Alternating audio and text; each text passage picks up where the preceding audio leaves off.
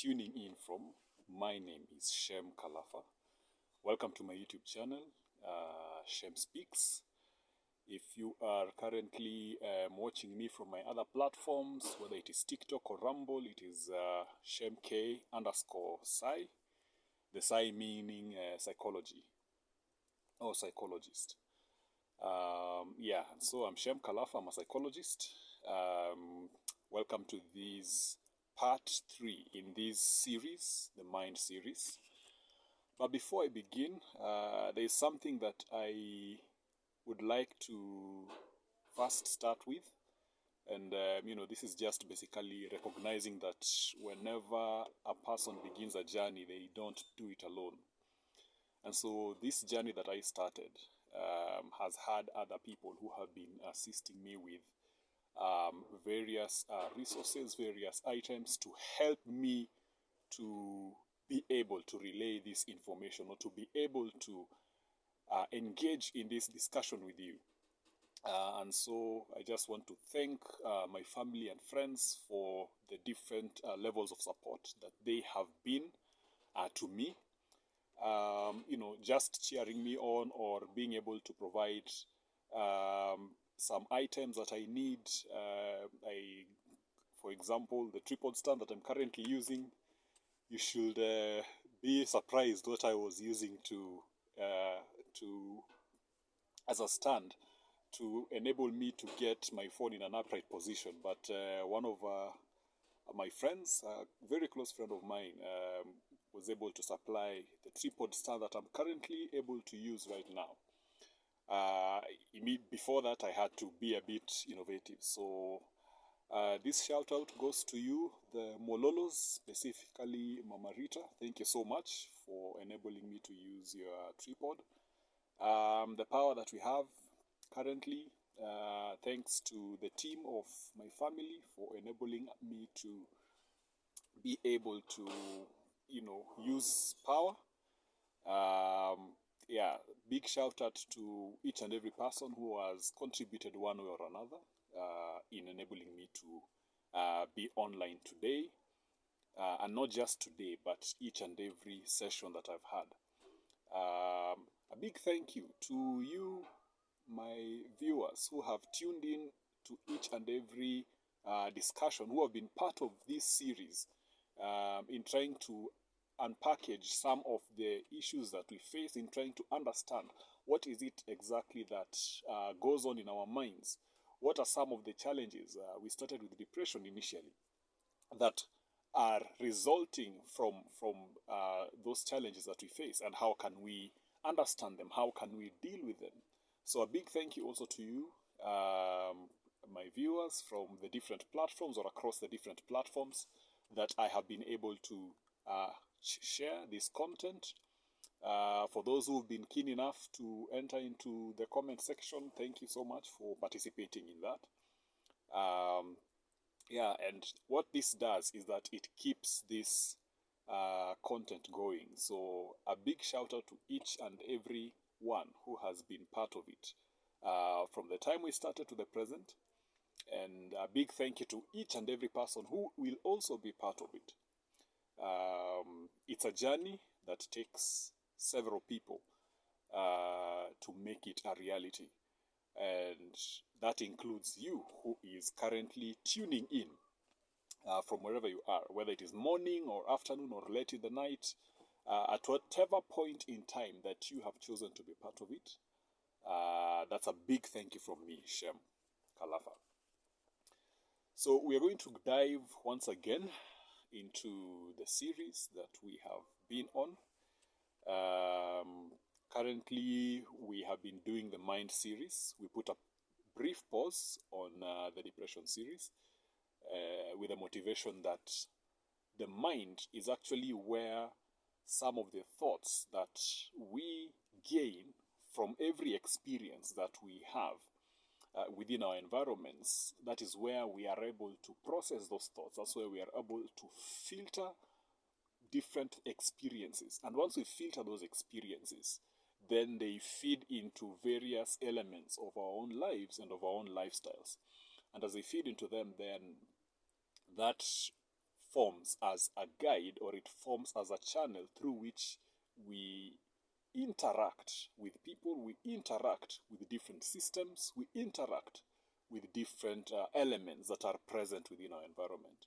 And so that's why I felt it is important for us to dive into the Mind series, just so that we are able to unpackage some of the different experiences that we have. And once we unpackage them and understand them, we are more equipped to handle them, so that it becomes now a stage or a phase of growth from one level of interaction or from one level of experience or interacting with it to another more informed level of experience. And that's the essence of this. So last time we looked at the subconscious mind and the unconscious mind. But before that, we had the conscious mind, which is basically governs the conscious experience, or is important to give us a way of interacting with some of the issues that we face within our conscious experience. We talked about the conscious mind helping us to receive information and to filter information based on what needs to be acted on immediately or in the short term. And that's where the conscious mind comes in. We looked at the subconscious mind, which is basically allows us to process information on a deeper level based on the different beliefs or values, norms, or regulation that has already been resident within the subconscious mind. And one other thing that we talked about also is that it helps us to see what is normally socially acceptable within the different places or in the different spaces that we interact. These are things that generally apply to humanity. However, they vary depending on which country or depending on which environment that we are predisposed to. The variation can sometimes be very, very marginal or very, very minimal, but that is normally based on the different cultural settings that we may interact, or the different people within the different cultures that we get to interact with. However, those differences are normally very marginal. And so the subconscious mind helps to regulate our behavior based on those beliefs, based on those norms, those values within that given cultural setup.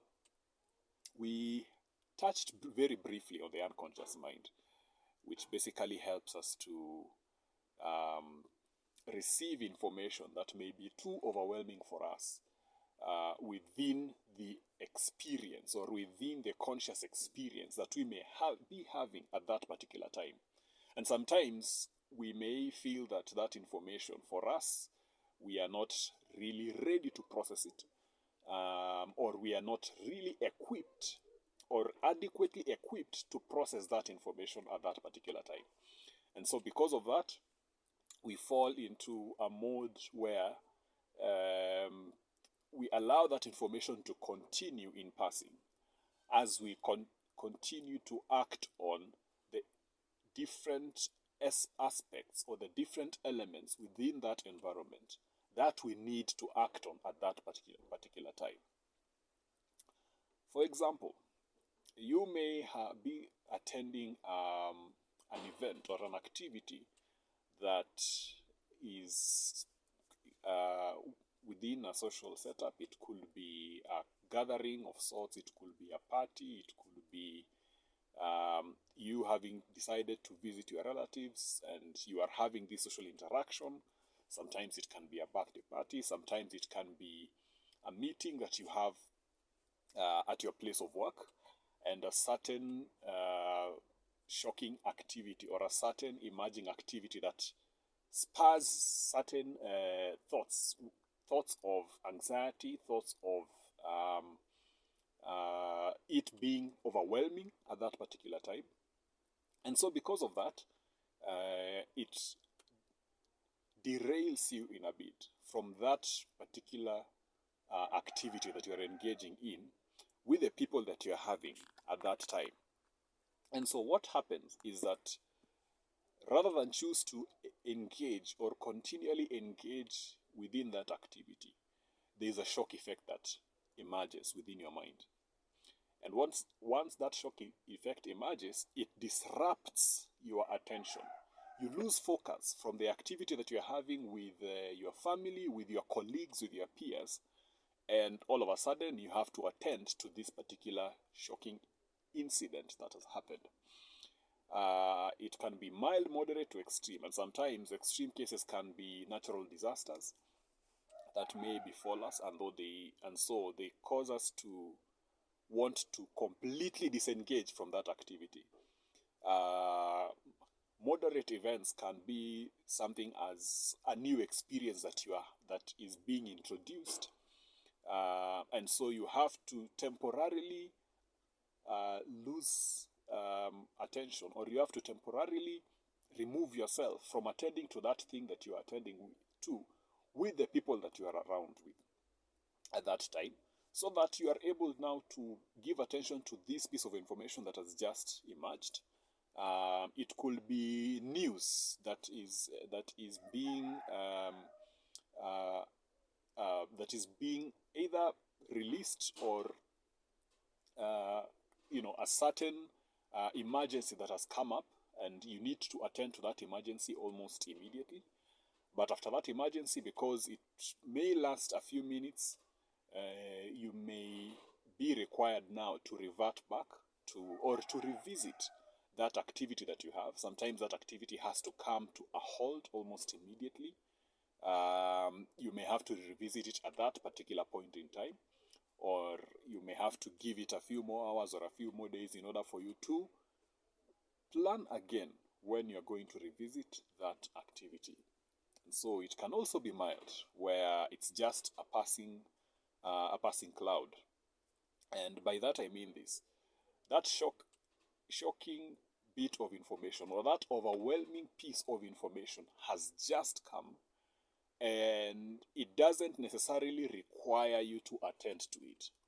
It means that the group activity can be ongoing or can proceed, but that piece of information, because at that particular time it feels like you are not necessarily attached to it, it passes through your conscious experience without having to process it. So whether it is extreme in the case of a traumatic experience or a catastrophic experience, whether it is mild in case of sudden news that you receive concerning either that traumatic experience or overwhelming news that you've received that may cause you to suddenly disengage from the activity that you have with the colleagues, with the family members, with the peers that you are interacting with, or whether it is mild, it is just a piece of information that passes by. It may have a strong implication within yourself, but because you want to choose to focus on the current activity that you're having with your colleagues, with your friends, with your peers, with your family members, you choose therefore to let that information pass without necessarily having to disengage from that group or team activity. And so that's how these pieces of information can vary in their extremes. However, our response to it is what will determine whether or not we need to give attention to it and we need to subject it to processing at that time, or we need to put it off to process until another time. It is important to note this, that whenever you set aside time to evaluate, and I would encourage us to be able to do so, set some time within the day or within the week just to evaluate the different experiences that you have. Because what this does is that it minimizes the shock effect or the overwhelming effect that you had when you were interacting with that particular piece of information within that experience. So as you do that, it helps you to process it. It helps you to analyze it. We looked at the different elements of the mind. And these are basically rational, reason, logic, and memory. So it helps to subject that information through processing, depending on how extreme it is, or depending on the weight that it has on the beliefs, values, norms, and regulation that you already have within the subconscious mind. And so that processing helps you to deal with that information, helps you to understand that experience, so that it becomes easier for you as it forms a foundation to help you guide you in various other experiences that you may have. And the importance of that is this: to help you realize that that information may not have a certain weight in as far as making decisions on how you go about life is, or its weight rather is being minimized because you have chosen to process it, you have chosen to analyze it, you have chosen to give comparisons on your own beliefs and your own values against that information, and after doing that, its effect on you becomes more minimized, or its impact on you becomes more minimized and more regulated, as opposed to if that information was not processed.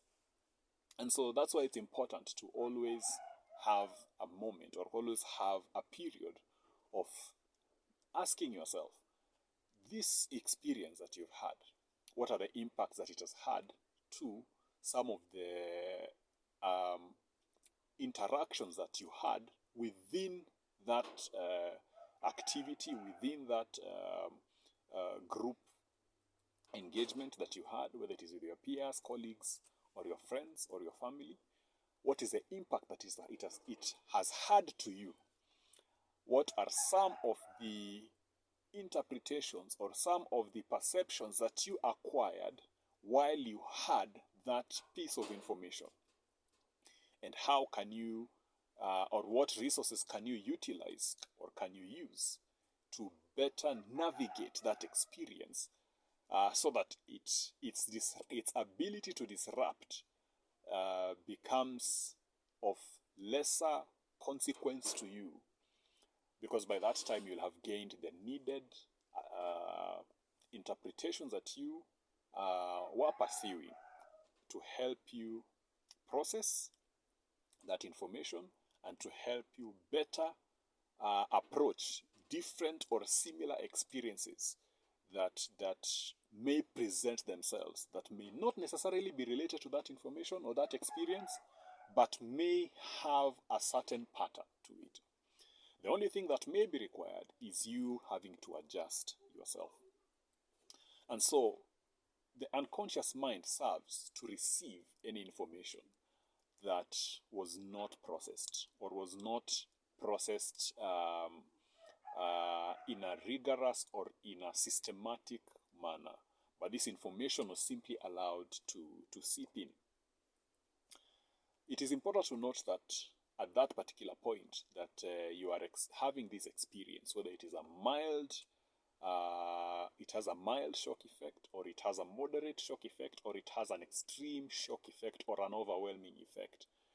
It is important to understand that the subconscious mind takes in this information almost instantly, or almost immediately.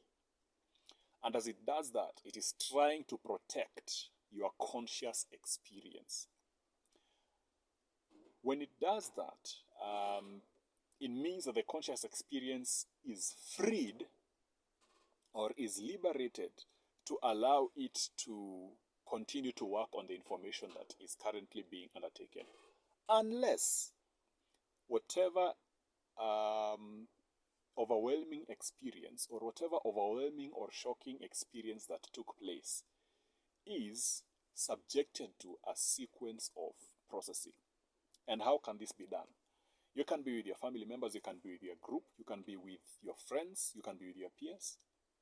And then suddenly you begin to ask yourself, hey, you've noticed that event, or you've noticed that experience.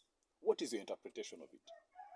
Now, what that does is that it temporarily disrupts, or for the moment, it disrupts your initial engagement, so that you and your friends or you and your family begin now to discuss that thing. And as you do that, you begin to unpack what it means for you. You begin to gain certain interpretations from each other. You begin to feed into your own value systems on how you view that piece of information. And as you do that, it begins to strengthen your subconscious mind. What normally happens, and this goes without consciously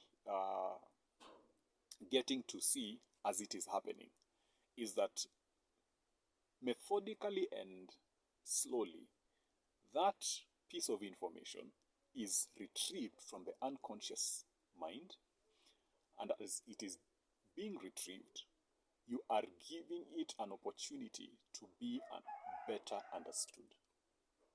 And as you're understanding it from a new perspective, or as you are gaining new perspectives around that piece of information, as you are gaining more informed insight into that piece of information, the shock effect minimizes. And that's why it is very important to be in a position where you are able to talk and give feedback. You are able to hear what someone else is saying and receive feedback from that piece of information within that experience that has gone on. And sometimes whenever we are in deep thought, some of these experiences emerge from the unconscious mind. I'm very sure we are familiar of dreams, and sometimes certain dreams can come and they can be symbolic on certain experiences that we have had or have accumulated over time. And these dreams can form as a metaphor of that particular experience or that particular thought that you have been having over time, but you did not have an opportunity to process it. And so it requires you to engage in a conversation in order to help you understand it. There are times people fall into daydreams or trances. And what that does is that this person is completely disengaged from reality. And simply because the experience was too overwhelming, and because they hadn't given themselves time to process it, they go into what is called a daze. They may be staring blankly into space, and you're thinking this person is completely in another world. It's because in that other world they are in, they are trying to unpackage or understand that information that they interacted with. And when it comes to that point in time, it is important to sit down with this person and enable them to engage with you on what are some of the things that were going on in their mind within that episode, whether it was a dream or it was a trance. Usually, that experience that comes emerges from the unconscious mind. And so that's why the unconscious mind is important, because it helps us to bring up information that was not processed from different experiences that we've had. And once that information is brought up into the conscious experience, it gives us an opportunity to be able to process it. It is important to understand this. Whenever you are having that kind of an experience, that you may sometimes be called upon to engage with other people or engage with other individuals who will assist you to help to process that information. Because the chances are that if it is not processed, it will repeat itself or it will recur. And most often than not, it means that the kind of response that you will have will be either equivalent to the initial response that you had, or it may be severe based on the current experience that you are having. Sometimes these pieces of information can be triggered by other experiences that we have within our environment. And so it is important to ask yourself, what are some of the triggers within that environment? What is the cause of that trigger? What information or what experience is that trigger bringing up that was unprocessed? And what abilities and resources can you utilize? What previous experience, what previous knowledge can you utilize to help you to process that experience? As you ask yourself these questions, bear in mind that it helps you to slowly unpackage that experience or the information that you have acquired from that experience. And as you do that, it releases the unconscious mind progressively from withholding that information, and it allows you to process it and gain the necessary stamina and resilience to face any other similar experience. Think of it as what a vaccine normally does. A vaccine is actually a mild form of a virus that is being introduced so that it enables the body to build the necessary defenses against that virus. So that when a similar virus attacks the body has developed the needed immunity to fight or to combat against that virus. Now, this is of course not true for all viruses, but that's the idea behind a vaccine. The vaccine in this case is the knowledge, the beliefs, the values that you already have, plus the information that you have acquired from interacting with other people based on that traumatic experience or that overwhelming experience. And what that does is that it builds resilience, it builds stamina to enable you to handle any similar experiences that may come with less the shock effect. And as you train yourself to process information, as you train yourself to do an analysis and an evaluation of the different experience that you have, it gives you the necessary equipment or the necessary tools within the subconscious mind to continually unpackage what is within the unconscious mind, to help you understand it in the conscious experience, and therefore give you the strength and vitality that you need to address any similar experience that you have. As you do that, you not only become a valuable resource to yourself, but being a human being, you find it within yourself to assist and to help other people who may be facing a similar overwhelming experience, a similar traumatic activity. And you'll be able to assist them with the necessary tools that will equip them to deal with that particular experience or that particular endeavor.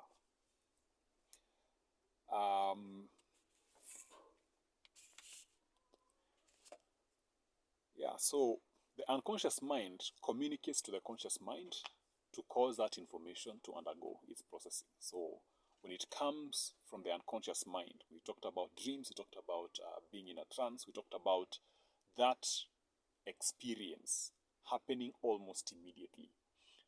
The unconscious mind chooses to relay that information to the conscious mind so that it is subjected to processing.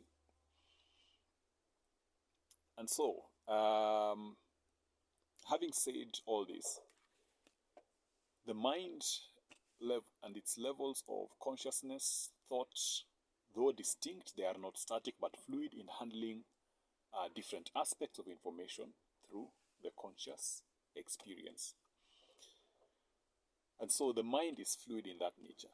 The conscious mind is not static in itself. The unconscious mind is not independent in itself. The subconscious mind is also not independent. These three levels of consciousness help to process information, help to receive information, and to filter it based on the different experiences that we have. Whether we want to work on that information immediately, whether we want to regulate our experience of that information through the norms, the values, the beliefs, the norms that we interact with in our different social setting, or whether that experience is too overwhelming and it requires you to process it at another time or at another stage. These three levels of consciousness are important within that regard. It is important also to note or to remember this. Whenever an experience is overwhelming, take time to process it, take time to assess what knowledge do you have about it. If you don't have knowledge then, or certain skills to handle it, then that particular point, seek out another person who may have skills or knowledge within that area, so that they help you to process and understand it. And as you do that, the overwhelming effect or the shock effect will be minimized. You will be feeding into different habits and different engagements that you will have based on how you have processed it